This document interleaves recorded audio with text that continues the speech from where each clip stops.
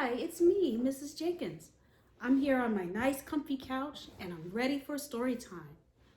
Find a comfortable place in your house where you can curl up and let's get ready for a really good book.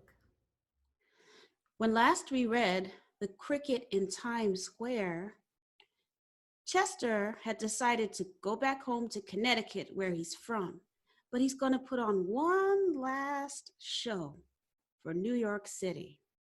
So let's pick up right here. The next day, at 5 minutes to 6, Chester was about to begin the last public piece he would ever play in New York City.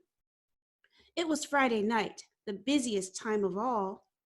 Besides the commuters coming home from work, the station was swarming with men and women who were leaving the city for the weekend on their way to Grand Central Station. But they all stopped to listen to Chester. There were so many people crowded around the newsstand that the police had to keep the aisles to and from the subway trains open with ropes. The Cricket had just finished his most beautiful concert. For this final encore, he wanted to play the sextet from an opera called Lucia di Lammermoor. It had been written for 6 people, but even though he was very talented, Chester could only do one part. So he took the tenor's music because it carried the main theme most of the time. They didn't know it, but Chester was playing the sextet in honor of the whole Bellini family. It was Papa's favorite of favorites, and Mario and Mama loved it too. Chester wanted them always to remember him playing this piece. As he struck up the first notes, a sigh of pleasure came from Papa Bellini, and he settled back on the stool with his eyes closed. Mama leaned against the side of the newsstand, resting her head on one hand. At the sound of the familiar strains, without her meaning to, a smile spread over her face. Mario was bending over the cricket cage, fascinated by the way Chester moved his wings when he played. And he was awfully proud that it was his pet that everyone was listening to. Over in the drain pipe opening, Tucker and Harry were sitting side by side. The animals were the only ones who knew it was his farewell performance, and it made them feel solemn and a little sad. But the music was so sweet that they couldn't help but be happy too. "It's the sextet from Lucci the Murmurer," announced Tucker Mouse, who had become quite an expert on all things musical during the past week. "Oh, too bad there aren't 5 other crickets like Chester," whispered Harry Cat. "They could do the whole thing." Then they too were silent, and for as long as the music lasted, no one moved a hair or a whisker. Chester's playing filled the station.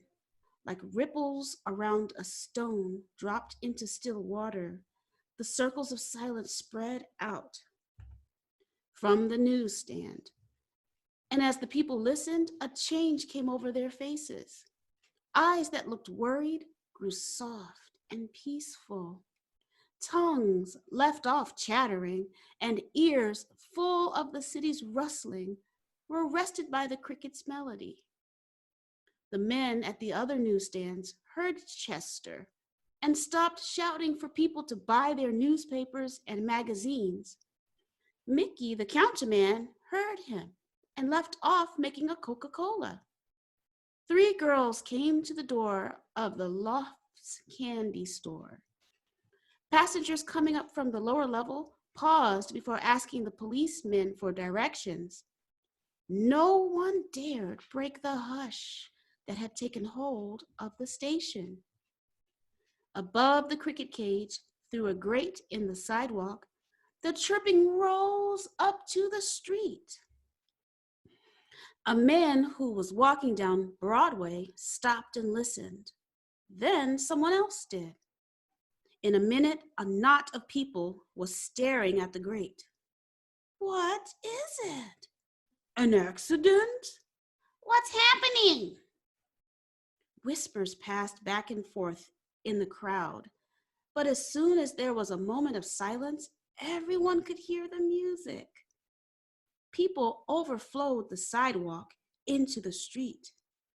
A policeman had to stop traffic so nobody would get hurt. And then everyone in the stopped cars heard Chester too. You wouldn't think a cricket's tiny chirp could carry so far, but when all is silence, the piercing notes can be heard for miles. Traffic came to a standstill. The buses, the cars, men and women walking, everything stopped. And what was strangest of all, no one minded. Just this once, in the very heart of the busiest of cities, everyone was perfectly content not to move and hardly to breathe.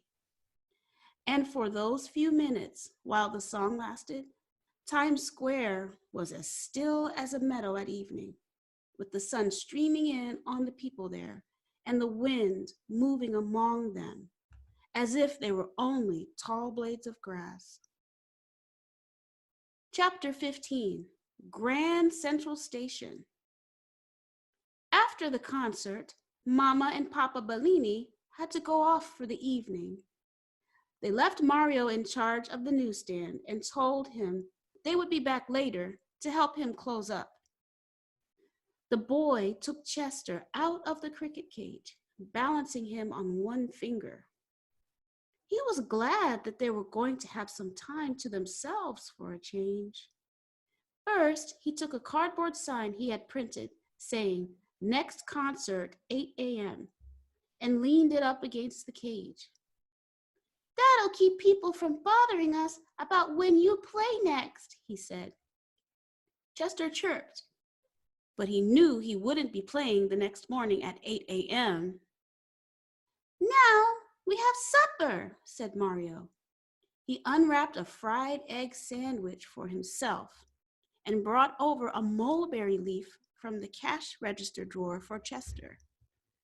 The mulberry leaves were kept in a compartment next to the quarters. For dessert, there was a Hershey bar, a smidgen from one corner for Chester, and the rest for Mario. Then, after dinner, they began to play games. Leapfrog was one that they enjoyed very much. Mario made a fist, and Chester had to jump over it. The trick was that Mario could put his fist anywhere he wanted inside the newsstand, and Chester still had to land just on the other side of it. They kept score for half an hour. Chester had 34 hits to 5 misses, which was quite good, considering the hard places Mario found to put his fist. Hide and seek was fun too. Mario closed his eyes and counted, and Chester hid somewhere in the newsstand. Since there were piles of papers all over, and since he was very small himself, the cricket found lots of good hiding places. If Mario couldn't find him in a few minutes, Chester would give a quick chirp as a hint. But it was hard to tell whether the sound came from behind the alarm clock, or from the Kleenex box, or from the cash register drawer. If Chester had to chirp 3 times, it was understood he had won the game. About 10 o'clock, Mario began to yawn, and they stopped playing. The boy sat on the stool with his back resting on the side of the stand, and Chester gave him a private recital. He didn't play any of the things he learned, just made up one of his own pieces as he went along, and he played very softly so the people in the station wouldn't hear and come over. He wanted this to be for Mario alone. As he listened, the boy's eyes slowly closed and his head dropped over on one shoulder. But through his sleep, He could still hear the crickets' silvery chirping. Chester ended his song and sat on the shelf, looking at Mario. A psst sound came up from the floor, just as it had on his first night in the newsstand. The cricket looked over. There was Tucker again, gazing up at him. It struck Chester what a funny but likable expression the mouse's face always wore. "You better hurry," whispered Tucker. "Harry found the timetable and the train leaves in an hour." "I'll be over in a minute," Chester called down to him. "Okay," the mouse answered and scooted across the station floor. Mario's right hand was cupped in his lap. The cricket jumped down into the palm of it. In his sleep, the boy felt something and stirred.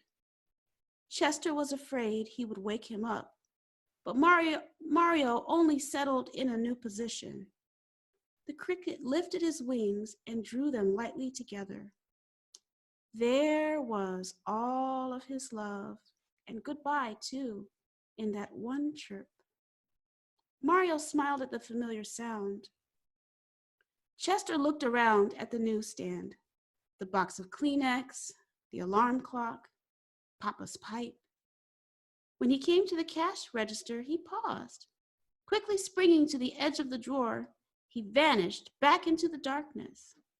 When he came out again, the little silver bell was hooked over his left front leg. Holding it tight against him to muffle the tinkle, he jumped to the stool, to the floor, and out the crack. "What's the bell for?" asked Tucker when he arrived at the drain pipe. "It's mine," said Chester. "Mario said so, and I want it to remember everything by." Well, boys and girls, that's all we have time for today, but I'll see you tomorrow at story time.